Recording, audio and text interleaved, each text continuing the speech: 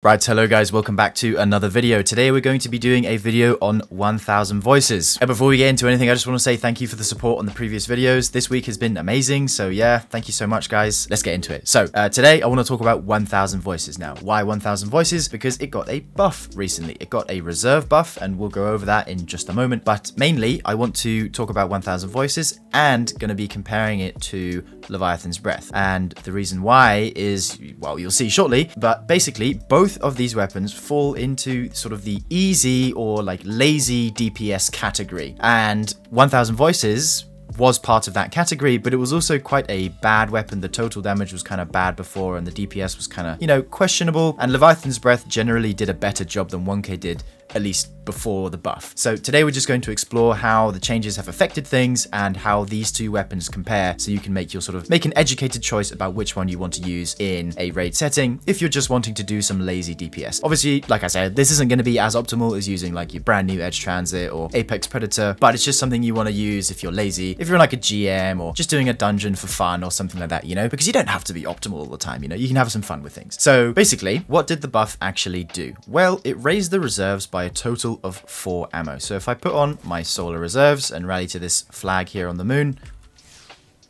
we're going to get 12 bullets, which is significantly more than it was before. Before, with triple reserves, it was 8, and obviously now it's 12. So that's a 50% increase in its total damage, which is pretty nice. Well, how much is that damage increase? Well, let's compare the two. So I actually tested the damage on Greg with well and surges plus optimal conditions. What do I mean by optimal conditions? So for Leviathan's Breath, that means standing in a Lunafaction well with a single void loader, and for 1000 voices, that means having Ember of Ashes equipped, which means we apply more scorch stacks quicker to the targets that we're damaging, because 1000 voices was recently changed where the perk applies scorch to the enemy that you're shooting it at. Actually, I don't think it was that recent, but it was, you know, this perk wasn't on the weapon before when it originally released. So the actual difference is around 100 to 150,000 damage. So overall, 1K is better for total damage now than Leviathan's Breath is, which honestly is quite nice. The thing is though, when it comes to stacking with other teammates, it becomes harder with 1K because ignitions are only credited to one person if there are multiple people using it. And obviously, a good chunk of the damage from 1K comes from ignitions, because when you're using it with multiple people, it's obviously going to be less optimal, which is where Leviathan's Breath has the edge, because there's nothing sort of specific about Leviathan's Breath that only benefits one user,